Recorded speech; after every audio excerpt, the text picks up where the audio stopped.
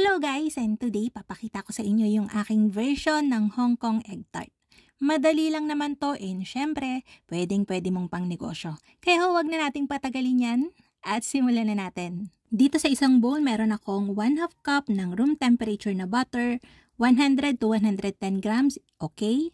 Tapos, i-cream natin yan. Hindi natin kailangan magpasok ng maraming air. Basta pag napansin yung nag-light na yung kulay ng ating butter, okay na yon.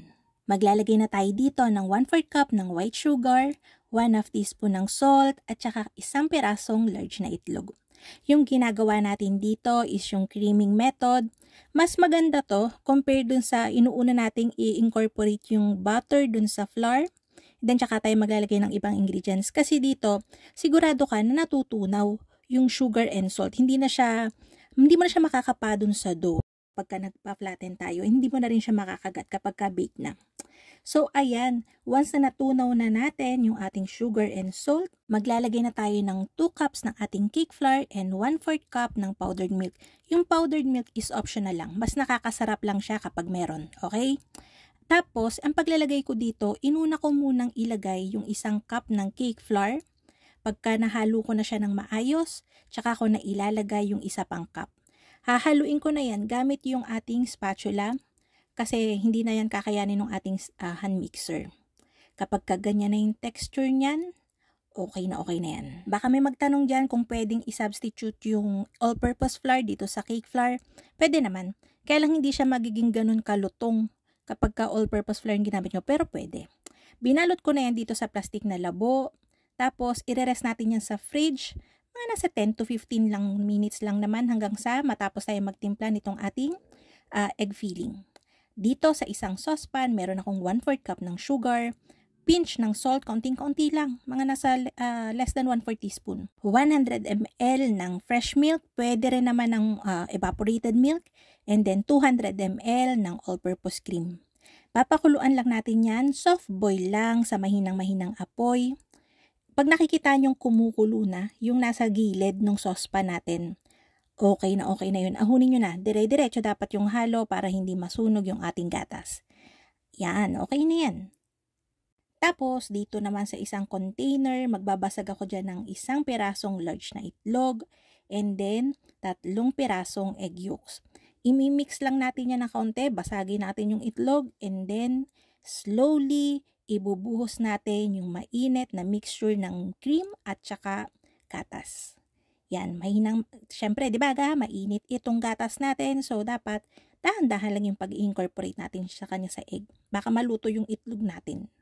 So, bakit ba natin ininit pa yung ating mixture ng milk at saka all-purpose cream? Kasi, ang tendency niyan kapag nilagay mo yan ng as is, yung pagka na-bake na natin yan, yung feeling natin pwedeng kumulo, tapos aapaw. So, sundan nyo itong process na to para hindi mangyari yon. So, ayan, gagamitin na natin yung ating tart shell, gagawin na natin. I-rest lang natin muna yung ating filling para mas maging makinis kapag ka na-bake na. Eto na nga yung dough natin. Minasa ko lang yun ng kaunti para mawala yung mga bubbles, maging makinis siya pag finalaten na natin. Ang ginagamit ko dito ay yung cello sheet na ginupit ko lang, tapos ipa-flatten ko lang yun ng pantay. Maganda, hindi manipis, hindi makapal masyado.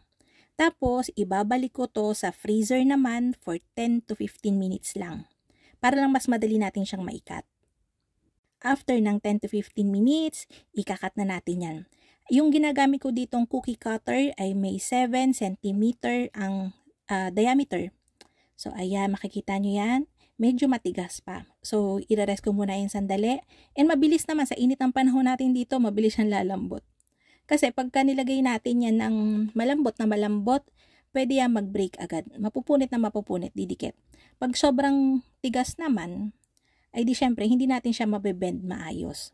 So, ang ginagamit ko dito ay itong aluminum pan. Marami dito sa mga baking store. Ito talaga yung ginagamit para sa mga tarts. Portuguese egg tart, Hong Kong egg tart, basta lahat ng tart pwedeng gamitin dito. Ang diameter naman yan is 5.5 cm.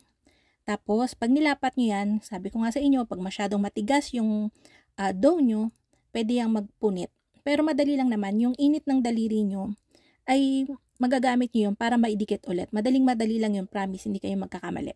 So, paano naman po kapag wala kaming mahanap na ganyan na aluminum pan na tart? Pwede naman. Pwede niyong gamitin yung 2 ounce nyo na cupcake pan or kahit anong tart mold na meron kayo. Okay? Pareho lang. So, ayan, syempre, yung mga nakat natin may matitira.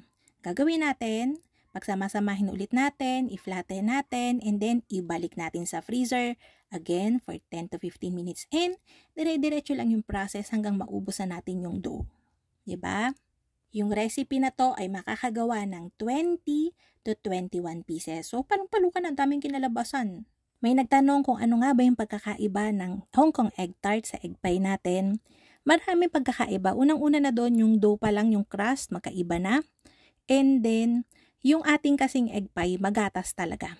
Pag natapos na natin iporma yung ating mga dough, ayan, lagay na natin yung ating egg filling. Sakto lang din to sa 20 pieces. Hindi natin dapat punuin, yung ganyan lang yung halos kapantay lang siya nung rim. And bibake natin to sa preheated oven na may 180 degrees Celsius for 15 to 16 minutes.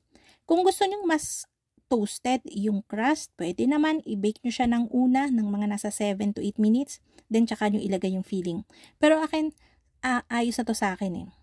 Yan, hindi natin giniris yung aluminum pan pero madali siyang matanggal. After mga ilang oras, mas magiging shiny pa yung ibabaw niyan. Hindi to masyadong matamis, saktong-sakto lang yung timpla natin. So, ayun na nga mga kalutong tinapay. Sana'y nagustuhan niyo yung ating video for today. Magkita-kita tayong muli. Ito pong muli ang lutong tinapay. Bye-bye!